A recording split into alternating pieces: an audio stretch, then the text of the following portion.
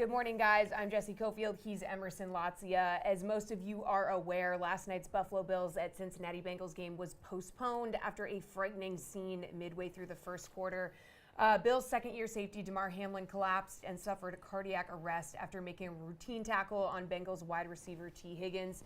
CPR and AED were promptly performed on the field, successfully restoring his heartbeat, and he was immediately transferred to the University of Cincinnati Medical Center, where he is currently sedated and in critical condition. So here is a statement from the league. Tonight's Buffalo Bills-Cincinnati Bengals game has been postponed after Buffalo Bills' Damar Hamlin collapsed, NFL Commissioner Roger Goodell announced. So Hamlin received immediate medical attention on the field by team and independent medical staff and local paramedics. He was then transported to a local hospital where he is in critical condition. Our thoughts are with Damar and the Buffalo Bills. We will provide more information as it becomes available. The NFL has been in constant communication with the NFL Players Association, which is in agreement with postponing the game. Hamlin is from McKees Rocks, Pennsylvania, and is a University of Pittsburgh alum actively involved in philanthropic efforts around the greater Pittsburgh community. He is in our thoughts, and we will provide any updates as they become available. We will be back after this break.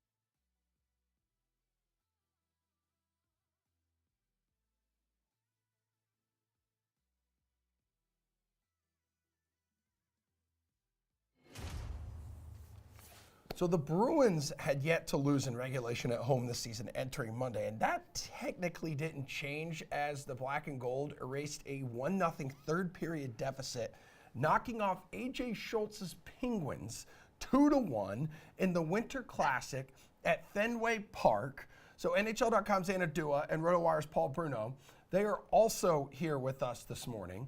And AJ, Jake DeBrusk was an absolute thorn in your team's side in that third period. How much did that sting?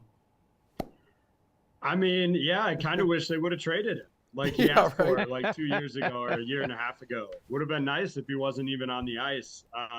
Yeah, his Penguin teams look pretty bad lately, to be honest, and Boston's looked really good. I didn't go into this game with a ton of confidence. Of course, I got my hopes up when we scored first, but, you know, it is what it is. They got to figure something out. Yeah, because what, a 5-game skid now? Yeah, and a couple really bad comebacks. I mean, you had the Red Wings come back from, you know, a 4-0 deficit for Detroit to come back and win that one. So it's pretty bad in Pittsburgh right now. Yeah, and I know you spent a lot of time in Boston recently, even hung out with us a little bit here in studio. This event, I know, is no longer groundbreaking, but I think yesterday proved it could certainly still deliver the goods. Like, it has not lost its luster. Yeah, absolutely. Oh my God, my voice.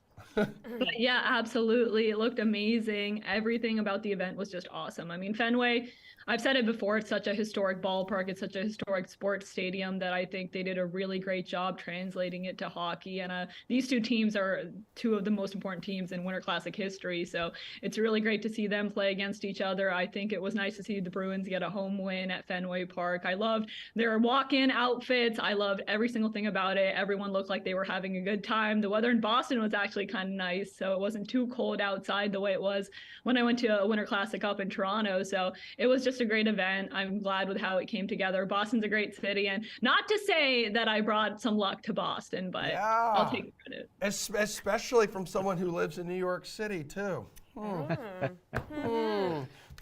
what was your biggest takeaway from Boston's victory over Pittsburgh? Well, you know what? It's a familiar formula that we're seeing out of the Bruins. They have yet to lose a game in regulation on home ice, and I guess this counts too. Familiar format.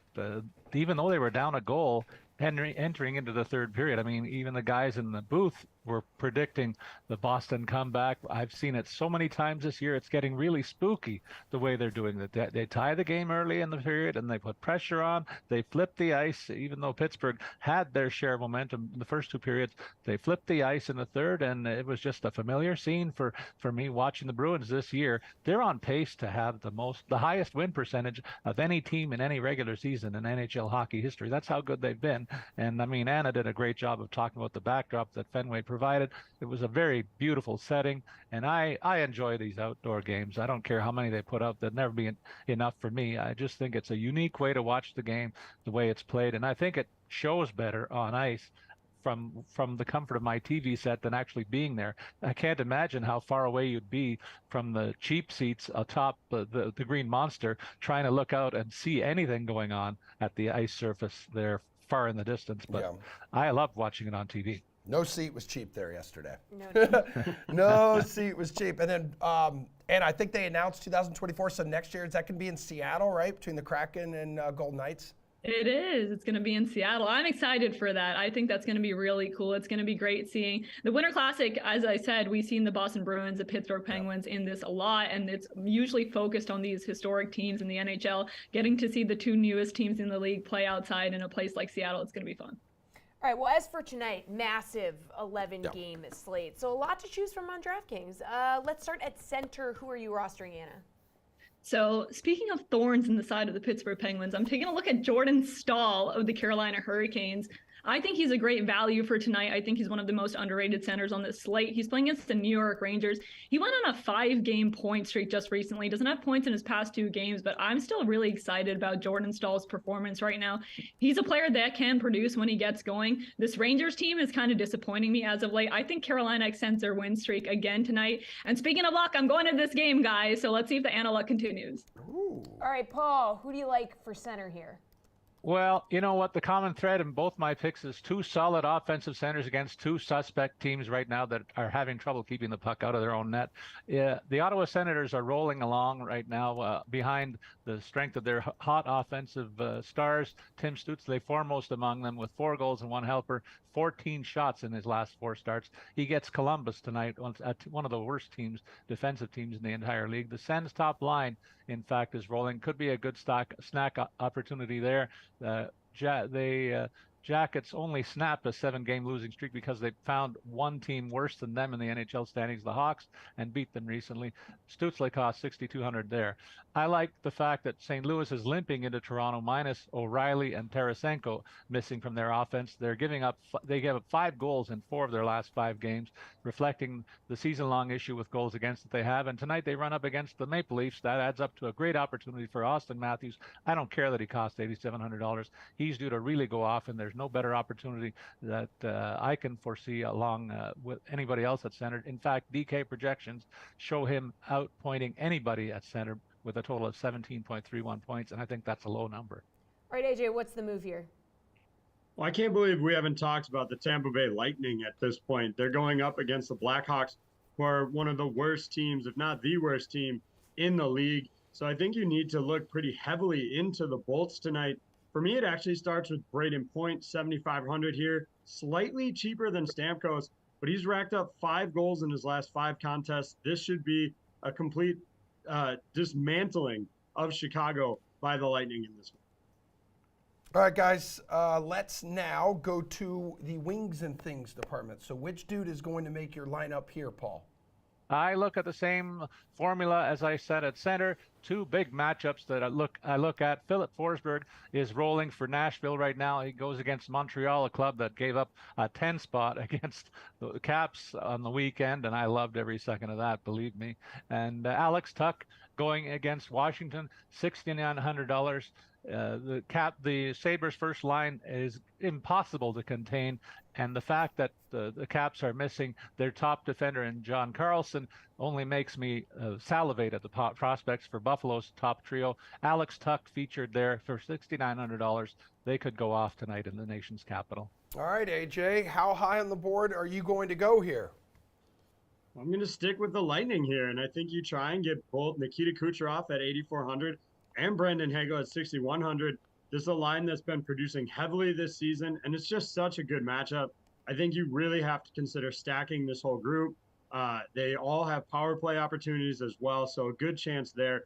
Look, if you don't want the Lightning, though, or you're trying to separate yourself because you think everybody else is going to be on the Lightning, consider maybe the Tkachuk brothers here. Both of them have really good matchups tonight as well and would be good options if you want to fade Tampa Bay. All right, Anna, top of the board, 9K there. I'm looking at Ovi, man. He's been riding a heater horse. I love Ovechkin. He's one of my favorite players. I want to go with him, but I'm going to give you a little bit lower of a price tag. I really thought someone would mention him with all of the Ottawa love we've had on this show so far. But Drake Batherson is my pick at wing right now. He has points in 13 of his last 14 games. He has 18 points in that span, and he's a player I'm specifically looking at on that power play for Ottawa. That team has a top 5 power play in the NHL, and Batherson has the 13th most power play points in the league right now with 18 so far this season. So he's a player I'm looking at, and I agree with Paul. I think Ottawa is one of the best teams to stack tonight. All right, let's move on to the blue line. Who are you on for tonight, AJ? Can I just say, like, Victor Hedman here and call it a day? Just stick with the Lightning theme. Yeah. Look, he is a lot cheaper than, Roman Josi or Rasmus Dahlin, so there's a little bit of savings there. If you want to go even further down the defenseman board, though, and again, if you want to get away from the Lightning, Noah Hannafin comes in at just 5K and has racked up the 4th most shots among defensemen over the last 2 weeks. So a really good kind of value spot for him. I don't know if I call 5K value, but significantly cheaper than the top of the board. So maybe go high-low in this, use Hedman and Hannafin tonight. Anna, how are you approaching the blue line here? Now I'm going to Washington and giving them some love. Erik Gustafsson's my pick on the blue line. I mean, he's a great value for tonight. He's on a 7-game point streak right now, has 13 points in the span. John Carlson's out. Paul mentioned that earlier, and Erik Gustafsson has really filled his shoes as best as he could. He's taking the best advantage of the opportunity he's been given right now, and he's just doing phenomenal. He's a player I'm absolutely watching. He's on that top power play with Alex Ovechkin and Evgeny Kuznetsov, so I'm looking at him on the man advantage too. Paul, if you want to stack the Senators, Thomas Shabbat coming in at 6'3", and he's had 11 points during his last 10 games. Yeah, that's a great call, and I like Anna's call even more, though. But I'm going to give you 3 others to think about. I like to save a little bit of money on the blue line, as you guys know. So I'm looking at Vince Dunn for Seattle at $4,200. I expect a high-scoring game with them and Edmonton, another team that can't keep the puck out of their own net with any regularity.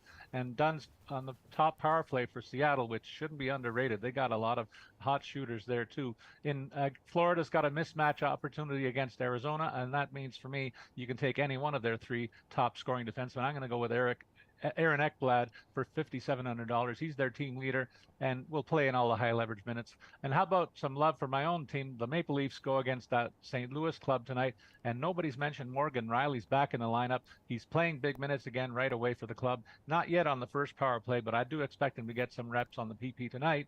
And at $4,500 with all the minutes he plays, with all the high octane offense in front of him, that's a bargain. All right, Anna, so it sounds like you're going to roll with Ottawa then as your top stack for tonight, top team you're going to target in stacking?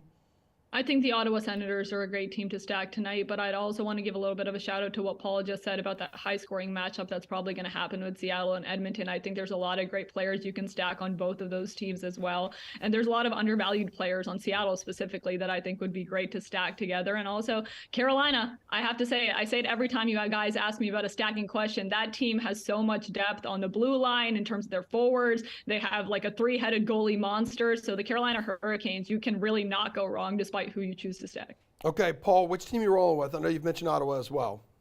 There's 3 options. I'm going to give you a high-end option, Tampa Lightning. I'm with AJ on that one. Go with their line that features Point for $7,500, Kucherov's $8,400, Hagel at $6,100, but then you're going to have to plug in the 3 of us on the panel for the rest of your lineup there. And then mid-range, you go with the Leafs second line, Tavares $6,500, Marner $6,300, and Calle Yarncrocs wielding a hot stick, only $2,900 there. Real good value play to bring down your average cost. And the cheap one that I see on the board tonight is loading up on a trio of Nashville players. Ryan Johansson $3,800, Matt Duchene $5,000, and Philip Forsberg, one of the hot shooters in the NHL over last week, only is $6,300 against Montreal. AJ, which team are you stacking, and why is it the Lightning? Yeah, it's definitely the Lightning. There's such heavy favorites in this one. But, they're actually not the biggest favorites on the board. That's actually the Florida Panthers, who I think are a good opportunity to stack. They're going up against Arizona, who's been abysmal all season long. And you look at Vejmelka is going to get the start for them tonight. He's given up 3 or more goals in all but one of his last, I think, 12 or 13 contests there. So there should be plenty of opportunities for the Panthers to get some goals tonight. All right, it's early, obviously, but which goalies are you eyeing for your roster this evening, Paul? Well, you know what? If you can go high end, you got to go for the win probability. Tampa's goalies at $8,300, $8,400 for Vasilevsky and Elliott. Murray and Samsonov, $8,400 in the Leaf game. And then Nashville features Saros and Lankinen for $8,200. That's a lot of money to pay for a goalie win. You might save a few bucks and go instead for Sorokin at $7,800 against Vancouver, or Luukkonen for the Sabres at Washington for $7,400. I think that's where I'm going to land tonight. AJ, where are you going to land? Yeah, I think the obvious play is Vasilevsky at the top, and you, like Paul said, go a little bit lower with UC Saros at 8,200. Preds are at home. The Habs have the 3rd worst offense in the league this season, so that's a real good opportunity there. But if you want to go even a little bit further down, I don't hate the idea of using Jake Ottinger at 7,800 here, assuming he gets the start. Going up against the Kings, he's riding a 4-game winning streak and looks poised to extend that if he gets the start tonight as well. Anna, what are you thinking? I think this is the time I go back to Ottawa. Anton Forsberg just has a great matchup that's laid out for him right now against the Columbus Blue Jackets. His team is rocking and rolling, so I think they're going to make his job really easy tonight. He's the goalie that I'm looking at. This team, like the Ottawa Senators, are on a heater right now, so I think no matter who's in the pipes, it's going to be a pretty good bet, so I really like Forsberg tonight. All right, you 3, appreciate it. We are going to turn our attention to the NBA. It was a wild night around the association last night. Who to roster in DFS, which bets to target on the DraftKings Sportsbook, coming up right after this break.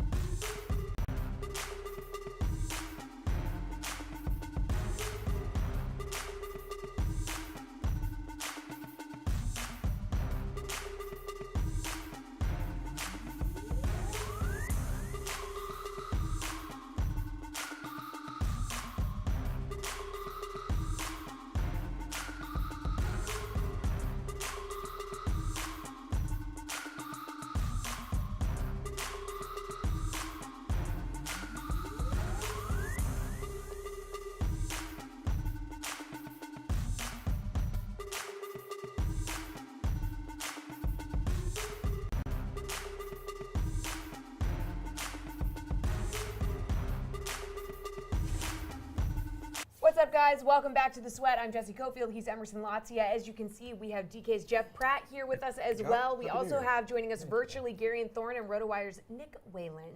All right, so we got a teeny tiny 3-game slate this evening. We're going to do rapid-fire DFS and sportsbook plays from each of the games on DOS menu. Wizards visiting the Bucks tonight. Who are you going to roster in this one, Jeff?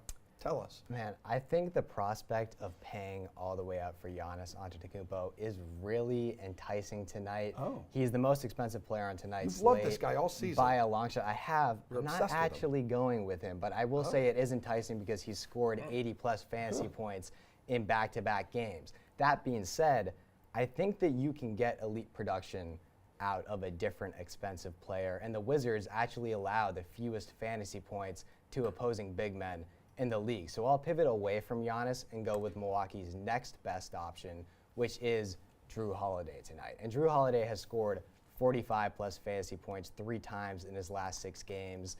The Bucks are really picking up the pace offensively. There's no Chris Middleton tonight, so he should be looking at an expanded role. And the Wizards are just much more vulnerable defensively against opposing backcourts. There are a lot of factors that point towards an underwhelming night for Giannis and a strong night for Holiday. All right, Gary Bear, your DFS selection here from Wizards Bucks is who and why? Yeah, I'll go with more of a value play in Rui Hachimura. I've been really intrigued and impressed by Hachimura since he's come back from his lengthy injury absence. He just hasn't really looked like the guy he was before, or he hasn't played the role he was playing before. I mean, he's been really high usage. He's been one of the number 1 scoring options for this team. In his last 5 games, his usage rate is 26%. Like, that's unheard of for the version of Hachimura that we've gotten used to the last couple of seasons. Obviously, a lot of that is Bradley Beal having not played the last 3 games. He's still questionable for tonight, so his presence could change a lot of how we feel about the Wizards and sort of their secondary and tertiary options. But in his last 5 games, Hachimura has gone over 34 DraftKings points 3 of those 5 games. He's averaging a really healthy 1.12 DraftKings points per minute in that span of time, playing around 28 minutes per game. But again, if you can find anyone for less than 5K and their usage rate is higher than 25%, generally speaking, it's a good place to invest. Nick, what you want here? You know, I think I'm going to stay away from Drew Holiday after he missed time. You know, missed 3 games with an illness. I understand it's a decent spot for him, but I want to see him play a game before I'm, willing to plug him back into a DraftKings lineup. I'm looking at the Wizards side of this game, and if Bradley Beal misses another game, I'm okay going with Kyle Kuzma. I know you're paying an un-Kyle Kuzma-like price at $8,400. It's a little bit uncomfortable, but when Beal's out, he is more than happy to assume a lot of those shops that are vacated. So contingent on Beal, I like Kuzma. And then if you're looking for a little more value, Denny Avdia at 4,600, back-to-back 34-plus DraftKings point games. He's one of those guys, he was a lottery pick not that long ago, never really gets talked about, but he's actually been playing pretty well this season, seeing a ton of minutes. And then if you really want a bargain pick from this game, DeLon Wright, all the way down at 3,400. I think I'm going to end up filling out a couple lineups with DeLon Wright. He missed a bunch of time, but he's starting to play more minutes, and one of those guys who could get you 2, 3, 4 steals on the right night, and obviously that's super valuable in DFS. All right, Gary, and hit us with your best bet from this one. You can get Giannis over 33.5 points for -110. It's obviously a high number, but the Wizards don't really have a good matchup for him, so he's probably going to be shooting a ton. I think I'm just going to take the points. Wizards +8 is a pretty big line considering how well the Wizards have played as of late. They've gotten themselves back up into a play-in game spot. I believe they've won 6 of their last 7 games. Even across the last 10 games for both of these teams, the Wizards have the 5th best net rating in the NBA, and the Bucks have the 4th worst net rating in the NBA in that span of time. A lot of that you can probably tie into the fact that Chris Middleton has not been playing, that Drew Holiday has not been playing, and Holiday should be back tonight. He's probable. So maybe take some of those things with a grain of salt. But at the same time, considering the recent track record of both these teams, again, I was thinking like 4.5, 5. So to see 8, I think I'll just take the Wizards at the points. All right, Nick, what do you think? I feel the exact same way. I couldn't find a prop that I loved, but I like Washington with the points here. Gary had mentioned that recent net rating for Milwaukee, and yes, injuries are playing a part, but they're 18th in defense. They're 28th in offense over the last 10 games. Drew Holiday played in a good swath of those games. Chris Middleton played in some of those games. Like, I'm not ready to say that there's, truly some sort of season-long issue with the Milwaukee Bucks. I think they're going to be fine, but the fact is they're going through a rough stretch right now, and having guys in and out of the lineup every night is certainly impacting that. And meanwhile, Washington's won 5 in a row. They just blew out Milwaukee a couple of days ago without Bradley Beal. I think even if Beal misses this game, Washington's pretty confident that they can hang in with Milwaukee. So I'm with Gary, and I'm surprised this line was as high as it is. All right, Jeff, what's your take? I can't believe we're going 3 for 3 Oh. here, Oh but it my has to God. be Wizards +8. I mean, that's the line that immediately jumps out to you. These teams are entering this matchup in complete opposite form. These guys have said it. Washington has won 5 straight, and the Bucks have dropped 5 of their last 6 games. I am starting to get very concerned about Milwaukee. Yes, Drew Holiday is back, but their offense just hasn't looked nearly as dynamic with Chris Middleton out of the lineup. And at this point, it's fair to wonder if he can actually stay healthy for the remainder of the season. Defensively, the Bucks have also taken a step back compared to where they were at the beginning of the year. They've allowed 113 or more points in 7 straight games this season. Meanwhile, the Wizards are firing on all cylinders offensively right now. It's impossible to feel good about Milwaukee entering this matchup, so I have to go Washington +8. All right, let's go with the Celtics now, taking on the Thunder. So Celtics just lost to Denver. That's a 4-game win streak for them. But you got the Thunder, who are reeling, lost 3 of their last 4. Nick, where are you looking at? Who are you looking at as a DFS play in this game?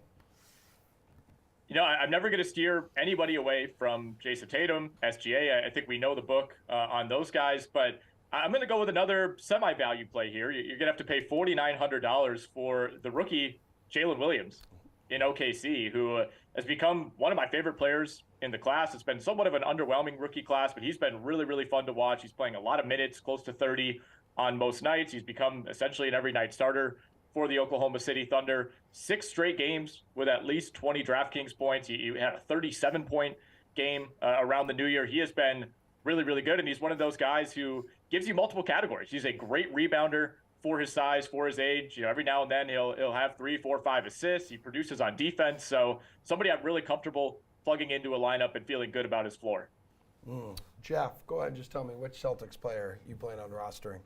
I'm looking at a couple. Oh, Thank you for asking. First things first, if Rob Williams is ruled out tonight, I am rostering Grant Williams without hesitation. He's only 3,500. He'd be looking at a significantly expanded role. And the Thunder are actually a decent matchup for him. You'd probably be looking at 20 to 30 fantasy points, which is great at his price. But if Rob Williams does play tonight, I'm pivoting to a different Celtics value option who is a little bit more expensive, and that's Derek White.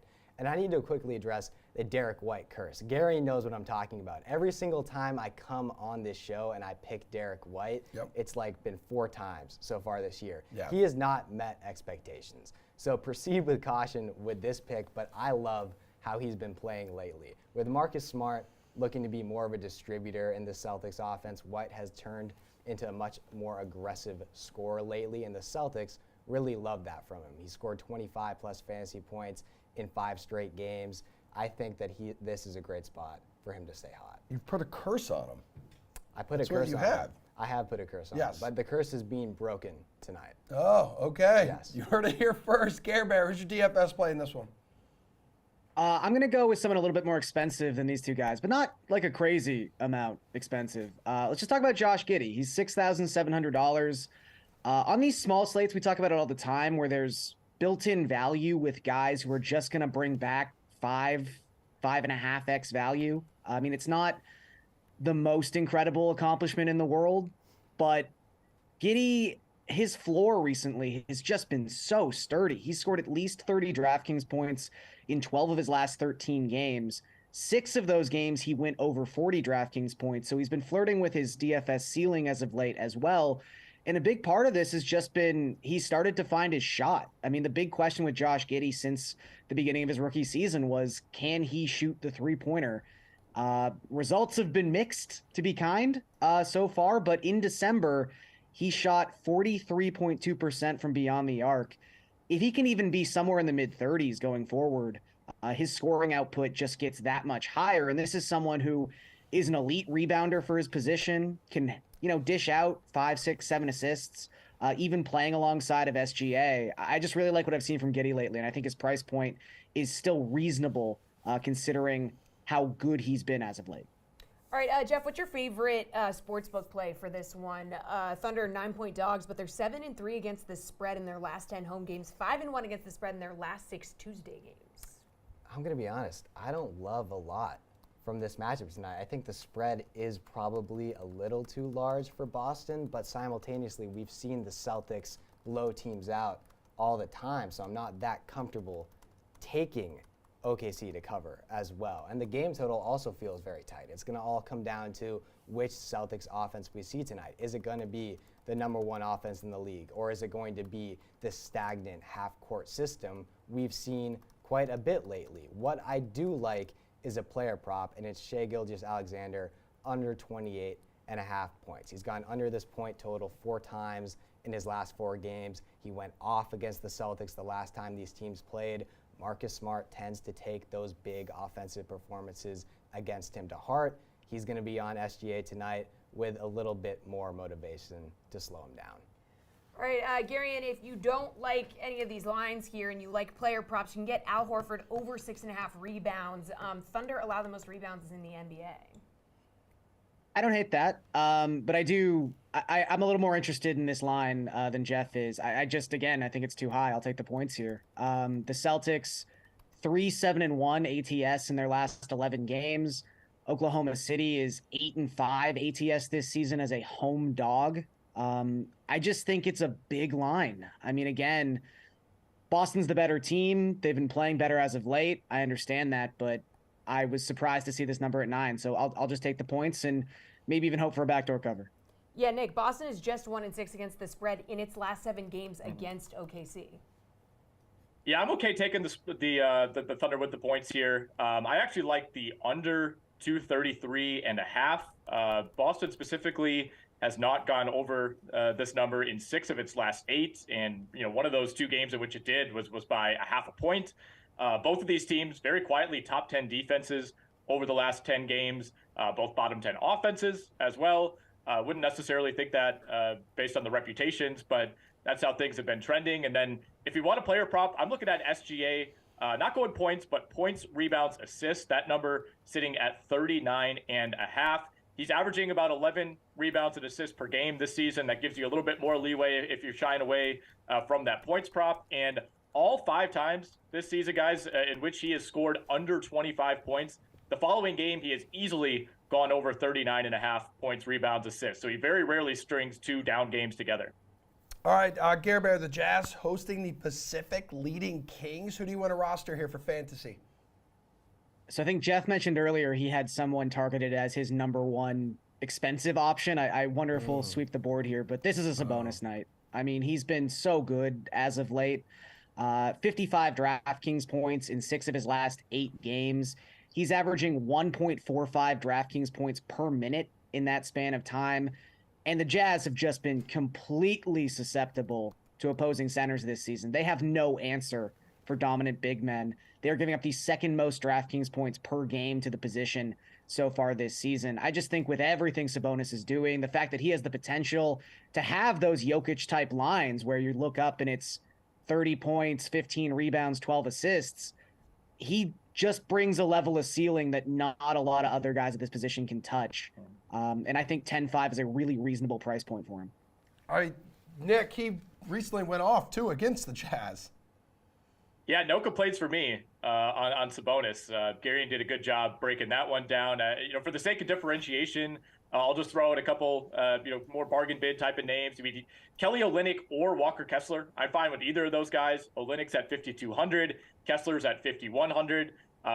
Pretty easy guys to fit into a lineup if you need someone at center other than Sabonis. And if you want to save a little money, I think Malik Beasley back in consideration with no Colin Sexton. Beasley's role had kind of fallen off over the last couple of weeks, but earlier in December when Colin Sexton missed a stretch of time, Beasley was routinely sitting in the 27 to 33-ish minute range on most nights. So I think he's somebody that, over the last couple of weeks has kind of been written off, but at 4,600, I'm comfortable plugging him back in tonight with no Sexton. All right, so Jeff, did Gary and call it? You're going with Sabonis? Garion did call it. It's got to be Sabonis tonight. He's $1,600 cheaper than Giannis, but I think that there's a good chance he outproduces him tonight. And the Jazz are just horrendous defensively against big men. They rank nearly dead last in fantasy points allowed to opposing front courts. No real offense meant to Lauri Markkanen, Jared Vanderbilt, Kelly Olynyk either. I think all three of those guys are having good years. They just don't have what it takes to hang with Sabonis. And Garion alluded to it. A comparison I make all the time is Domantas Sabonis is pretty much store brand Nikola Jokic. And I mean that in the most complimentary way possible. Everything Jokic does incredibly well, Sabonis can also do, just to a lesser extent. They may be my two favorite big men to watch in the league this year. I expect a really big night from Sabonis. All right, guys, really fast on this last one, running out of time. Favorite bet from this one, Nick, where are you going? Harrison Barnes over 1.5 made threes. You're getting that at plus money tonight. Jeff? This game total's too high. Got to be suspicious. 242.5, 243. It's just a lot has to go right for that to happen. And if anything goes wrong, it's not. So I'll take the under. Garion? I agree with Jeff. I'm scared of this game total, but I will take the Kings team total. I think they'll be the ones who get there tonight at over 120.5 points for the Kings. The Jazz just can't play defense. All right, dudes. Appreciate it. Our gorgeous golf gurus return after this, the Century Tournament of Champions. We will break it all down.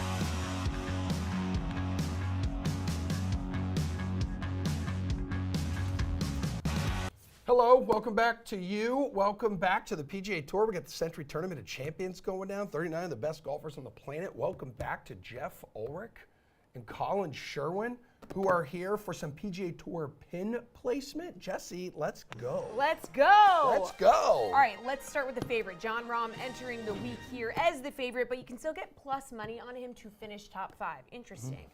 Jeff, where do you like him to finish in this one? I mean, Jon Rahm's finished in the top 5 in 5 of his last 6 events. I mean, he's just a really good player. He's going to do things like that, so it's not overly shocking that he's coming in with good form. But, you know, one thing we do see with players at Tournament of Champions, generally the players who are playing well in the fall bring it over to this event. So would I be shocked if Jon Rahm finished outside of the top 5 this week? I'd be a little bit shocked, to be honest. I think you've kind of got to pencil Rahm in for at least challenging at this event. I mean, you've got an elite field here. He's at plus 650. And the clear outright favorite. So was dominating over on the DP World Tour over the fall. You know, at plus 130, this really comes down to a value proposition. Personally, I think if you're targeting the top 5 range, there's just better value down the board. This is such an elite field. You can get guys like Victor Hovland at plus 350, Cameron Young at plus 360. So do you need to go and bet Jon Rahm at the top 5 market? No, you don't. But, you know, if you need, maybe you're fading him in DFS for some reason and you want a little hedge, he's going to have a really good shot of playing well. He's really good at golf, is from what I've heard from the people out there. So, fair enough. Colin, where do you have him finishing? Nope, you're muted. You are. There you go. 0. You're good. You're good. There Colin we go. doesn't even have him teeing up. Hello? I have him playing golf, actually. Hey, guys, I think that, so for me, yeah, top 5, if you're going to make this bet if it's going to be top 5, top 10, or top 20, I would definitely take top 5 because I think he's at plus 130 at plus money. I think he's got a pretty good chance here. But this is, again, I'm like Jeff. This is a bet, unless I have a reason to hedge, I'm going to stay away from. I do think there's better value down the board. Top 20s this week. Remember, top 20s this week means you only have to finish in the top half of the field. So there's not a lot of value there. You definitely don't want to be betting much more outside of like top 5 this week. I think just because of the size of the field, you're looking for elite players, and for elite players to be able to define themselves, that's just going to be much tougher in a shorter field. So if you're betting this week down the board a bit, I would only do top 5s. Maybe mix it a top 10 for a player who doesn't generally do that. But yeah, this for me, it's not a bad play. Colin, there may not be anyone more deserving of entry into this tournament than Scotty Scheffler, world number 2 here. What's a bet you like for him? He's minus 140 for a top 10 finish here. And I'm going to stay away from that, actually. I think Scheffler has been a little more up and down than he was early in 2021 and in 2022. He's just not really found some consistency in his form as of late. All of these guys are coming off of a layoff. Like Jeff said, players who do well during the regular season tend to carry it into this. Scheffler's maybe not that kind of guy. So although if you want to take a 2-year sample, Scotty Scheffler is clearly, if not the best player in the world, he's in the top 3. But as of late, his form hasn't been quite as good, so I'm going to go ahead and stay away here. Jeff, what do you like here with Scotty? Scheffler's interesting. I really think it's kind of like an outright target for me, or just nothing. Right. Scheffler's biggest issue has just been his putter. I mean, everything else with his game is pretty much perfectly in line with what he was doing, back in April when he was winning like 3 events in a row and obviously shipping his first major. So, he was also second at the Hero World Challenge. He put in a 3rd in Mexico over the fall. So it's not, again, like nothing about his game is screaming, oh, huge regression. His putter is it's kind of gone ice cold. And it does worry me a little bit for this event where you need to sink a ton of putts. I mean, again, like the last 2 winners here have gained 6 strokes putting. So if Scheffler's putter doesn't show up, like he's still going to play well because the rest of his game is fine. So, the minus 110 for a top 10 is fine. But to me, like, I think you're kind of just betting on Scheffler if his putter is either not. I think he's actually a fine outright target here, but I really wouldn't target him anywhere else because if the putter doesn't show up, you could easily get like a T13. You miss out on all the places. And as Colin and I have already alluded to, there's really it's an elite field and there's better value down the board in these placing opportunities than the top 2 players. So Scheffler's kind of an all or nothing play for me. I do like him for DFS. I think if that putter does show up, he's got every chance of grabbing a win. He's definitely still searching for that first win since the Masters too. So lots of motivation, but we need the putter to turn around here, and there's no guarantee it's going to happen this week. All right, Jeff, will Tony Finau or Victor Hovland finish top 10 this week? They're both at plus money on the DK Sportsbook to do so. I mean, are you telling me that I can take both these guys and I just need one to finish in the top 10? Is that what you're telling me, Jesse? Yeah. That's what I want to do. Yes, these guys are both awesome. Of course you take that bet. It's really not a bad proposition when you put it out there like that. Plus 105 on Tony Finau, Victor Hovland plus 140. Take them both. Put a little bit more on Tony, and one of them makes it, you profit. Look, Victor Hovland, he hasn't really performed well at this event, but you got to think like sooner or later he loves these tropical locations, Puerto Rico. The Hero World Challenge. I mean, Hovland's playing good, coming off a win his last start. He's improved his putting, went to the aim point as well. The around the green game actually looked a little bit better in the fall too. So I'm pretty bullish on Hovland. I just like the prices that we're getting there. And I mean, like, do we even need to talk about Tony Finau anymore? This guy has just come right into his own. He is live to win any event. So just still looking a little bit undervalued. When you've got Xander Schauffele there at plus 1,000 and Tony Finau plus 1,400, the answer is Finau right now for sure. So yeah, I like both these guys. I would lean Hovland just because you're getting the better price, but you want to take both? You could do that. That is a bet that seems like it'd probably be profitable here. Colin, are you as jazzed about this as Jeff? I am, but I'm actually a little more jazzed about Finau than I am over Hovland. I just think Tony on these courses where you can just go out and blitz them. I mean, the number this week is going to be very, very low. You're looking at 20s, maybe even 30. They're going to torch this place. So for me, I would rather have a guy who can just really smoke the ball and he's going to give himself a chance on all the par 5s to get home. And so that's going to be Finau. Plus, it feels like he's figured out whatever was his problems around the green. I think his putting has just improved so much that he's a guy. I almost like him more as an outright than I do at a plus money 10. I feel like he can win this thing. So yeah, I'm higher on Finau than I am Hovland. I think they're both good bets though, especially Hovland is a top 10. We'll make another pick for who we think is going to win this thing outright, but I do think that there is some value here. You don't want the top of the board. You definitely don't want the bottom this week because these guys that are going out there are really good. You want to find somebody in that middle range. And these are both two of those guys, like right in that middle range. All right, Colin, speaking of plus money, there's not a whole lot to choose from when we're talking top 20 bets. So who, if anyone, would you back here?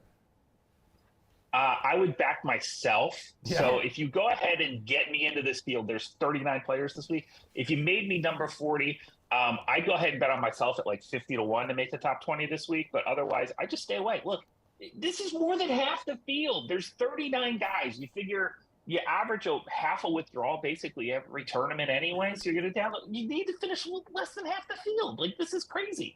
Don't bet this. Stay away, run, find top fives, find winners. That's all we need this week. There's no value here. Get out of here. Don't do it. Wait, Jeff, your boy Tom Hoagie, plus 110. My boy Tom Hoagie. Why would I bet my boy Tom Hoagie when my real boy Trey Mullinix is plus 160? I think the bottom of this board is actually kind of interesting for top 20. Mullinix is a player who just, to me, he's just continually underrated by the books right now. I mean, again, a winner there, but like top 5 finishes in the FedEx Cup playoffs, top 5 at the Houston Open. And again, like if this was like plus 100, I would definitely agree with Colin. But I mean, Mullinix is a pretty complete player. He's got a high birdie rate, a decent eagle rate too, with 4 par 5s. I mean, if his putter shows up at all this week, like I think we could crush this pretty easy. So I think the fact you're getting plus 160 and again, not like plus 100 on Mullinix here, he's definitely my favorite target. He's turned into a more consistent player. And Colin's right. Like, you don't have to bet this category, but I really don't hate it at all. Just like Trey Mullinix as a player. And I'm just looking for value here. I think he's underrated, and I think he's going to have a decent year. So give me Mullinix as my top 20 target at plus 160. All right, real quick, running out of time. As of now, who is your pick to win the Century Tournament of Champions, Jeff? Yeah, I'm going to take Sung J M plus 1,800. Like the value there, coming off a good fall. The runner-up at the Tour Championship. This guy's well overdue for another win. Talk to me, Colin. Will Zalatoris was playing fantastic golf before he got hurt. This is going to be his first tournament back since his back injury. Plus 2,500. Look, if all it was just that simple injury, and he can go out there and he's fully healthy. If he's fully healthy, plus 2,500 on Will Zalatoris in this tournament is insanity. There's just way too much value there. Again, if he's healthy, I'm going to go ahead and take that and hope that he is. I don't think he's going to risk any further damage to his career by going out there too soon. So give me Will Zalatoris plus 2,500. I think it is tremendous value. All right, gentlemen, appreciate it. Thank you so much. Thanks, everyone, for watching. We're back here in studio tomorrow morning, 11 o'clock Eastern time for a Wednesday edition of The Sweat. We'll see you then.